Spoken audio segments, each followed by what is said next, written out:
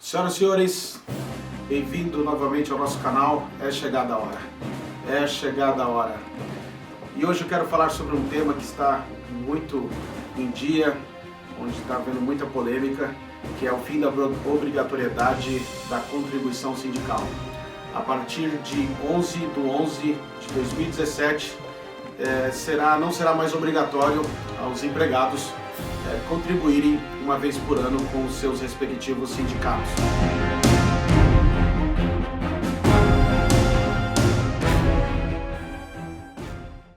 E o argumento é bom, não é verdade? Num primeiro momento, pense comigo, você deixar de ser obrigado a fazer um recolhimento, um pagamento, sobretudo financeiro, né, porque envolve finanças, num primeiro momento é muito agradável, ou seja, então eu não vou precisar pagar, ou então não sou obrigado a pagar. Isso tem agradado muitos brasileiros, a muitos concidadãos e uma aceitação impressionante. Tanto que hoje, maioria, se você questionar, são a favor do fim da obrigatoriedade sindical. Mas, contudo, parece que a mídia não está mostrando o outro lado. Os políticos parece que não estão querendo mostrar o outro lado da moeda. Veja, senhores, não há nada contra você ser contra ou a favor ao fim da contribuição sindical obrigatória. A questão que me parece que não estão sendo mostrados os dois lados da moeda.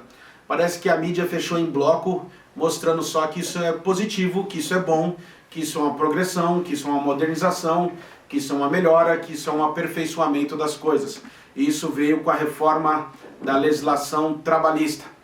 Claro, hoje os políticos estão muito dedicados, eles estão assim, ferrenhos, estão muito motivados a atender à vontade do governo Temer, que é a reforma da Previdência e a reforma trabalhista. Claro que eles não querem e nem abordam a questão da reforma tributária, porque é essa que realmente seria necessária no nosso país. Vou repetir, o Brasil não está precisando nem de reforma da Previdência e nem da reforma das leis trabalhistas. O que o Brasil precisaria no momento hoje, senhores, urgente e imediatamente, era a reforma tributária. Mas isso eles não querem mexer. Mas nós vamos ver mais pra frente o porquê que eles não querem tocar nesse assunto, nessa área ou nessa seara. Vocês veem, por exemplo, que o imposto de renda, nem a faixa salarial eles estão modificando. Já estamos há mais de 2 anos que o governo vem mordendo 27,5% de uma faixa salarial baixa, que não chega nem R$5.000. Aí vocês podem se informar melhor.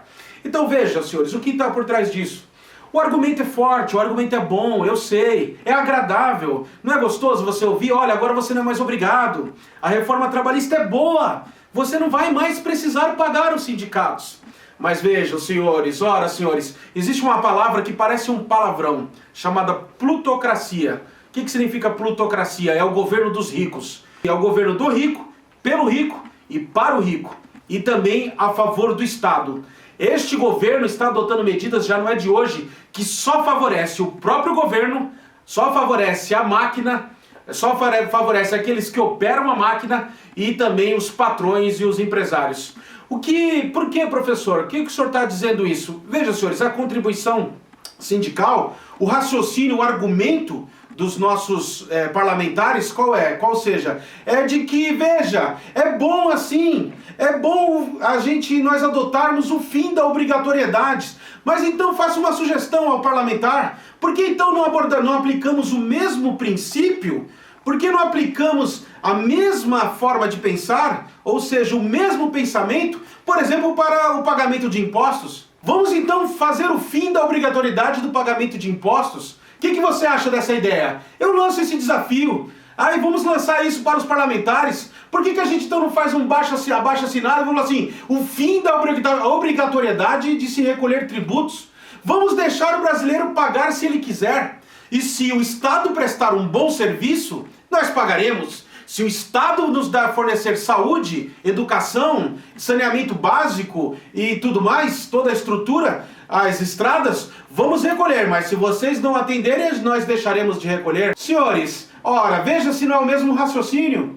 Professor, fala mais. Então, por que eles não aplicam? Porque o mesmo parlamentar que está defendendo o fim da obrigatoriedade da contribuição sindical, Ele também não defende, por exemplo, o fim da obrigatoriedade de votar. Ou seja, de nós irmos votar nas urnas. Veja que no Brasil uma democracia fajuta, uma democracia falseada, mentirosa. Porque onde já se viu democracia, onde você é obrigado a ir votar? Veja, por exemplo, nos Estados Unidos, países desenvolvidos, onde as pessoas têm consciência de cidadania e onde elas não são obrigadas. Senhores, não podemos confundir direitos com deveres. Nós sabemos que um não vive sem o outro. Não é verdade? Para todo direito existe um dever. Ou seja, o seu direito termina quando o meu começa. Então, se eles defendem tanto essa coisa de ficarmos só no direito e tirar o dever, então tire o dever da votação, tire o dever de recolher os impostos. Que tal? Aí eles não querem. Eles não querem, por exemplo, aprovar o imposto das grandes fortunas. Tudo hoje, senhor, é só para assolar o pobre. Temos que tomar cuidado. E é agradável o argumento porque, de outro lado, digamos de passagem, verdade seja dita, muitos sindicatos estavam mamando numa teta grande da vaca, mamando bastante e não fazendo nada, se enriquecendo e trabalhando pouco. Os sindicatos deixaram muito a desejar, estão pagando um preço por isso, mas eu quero dizer para você aqui, mas esse ainda não é o melhor caminho. Qual seria o caminho então, professor? Não é o fim da obrigatoriedade da contribuição sindical, mas nós devemos cobrar mais os sindicatos. Porque veja, senhores, o que está por trás disso? O que está por trás disso, senhores, é que os grandes, os tubarões, eles querem que a classe trabalhadora fique sem nenhuma representação, ou sem nenhuma representatividade. Imagina, hoje você sem ser representado, você ficar totalmente na mão daqueles que detêm o poder. Que poder o senhor está falando, professor? Estou falando também de poder, não só de poder de legislativo, ou poder de legislação. Eu estou falando de poder aquisitivo, senhores. Você ficar na mão daquele que tem o dinheiro, que tem o capital. Nós não podemos permitir isso. Professor, então, resume. O senhor é contra ou a favor da contribuição sindical? Eu sou a favor da contribuição sindical obrigatória, mas também que haja uma prestação, ou seja, uma contraprestação dos sindicatos aos seus filiados, aos seus contribuintes. Vou repetir, o problema não é deixar ou afastar ou deixar de ser obrigatório. Não é esse o problema. O problema, na verdade, é uma legislação que forçasse os sindicatos a dar-nos ou a nos fornecer a sua contraprestação. Você há de concordar comigo, para toda prestação existe uma contraprestação. O sindicato, ele nos presta um serviço. Eles nos prestam um serviço. Agora, veja, nós contribuímos.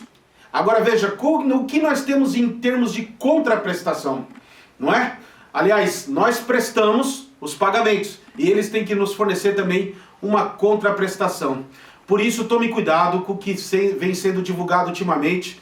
E o que precisamos não é de reforma trabalhista. O que precisamos não é de reforma previdenciária. O que precisamos não é redução de salários. O que precisamos não é redução de direitos. O Brasil hoje, senhores, está em primeiro lugar de maior recolhimentos de tributos do mundo. Do mundo! Vou repetir, é o país que mais recolhe tributos no mundo. E se você somar só no ano passado, já recolheu mais de 3 trilhões. O que dá para fazer muita coisa. Não acreditem, porque se estamos onde estamos, é porque esse governo vem, na verdade, enganando o povo e agora começa aí pela redução dos direitos trabalhistas e pelo fim da obrigação da contribuição sindical. Não abrace essa ideia, contribua com os seus respectivos sindicatos. Precisamos ainda da representação. Se você entender que o sindicato é um mal, se você entende que o sindicato é um mal, eu quero dizer para você que este mal é um mal ainda muito que necessário. E para finalizar, é o pensamento de um certo filósofo. Prepare-se para o pior. Eu quero dizer para você, se prepare. Prepare para o pior, meu amigo, porque a coisa pode ainda piorar ainda mais do que está. Havia um deputado federal chamado Tiririca. Vocês se lembram quando ele dizia, vote Tiririca, pior que tá não fica. E depois que ele se elegeu, a coisa piorou e muito e vai piorar ainda mais. Embora você fala, poxa, professor, o senhor não está sendo otimista. Senhores, o cenário não é otimista.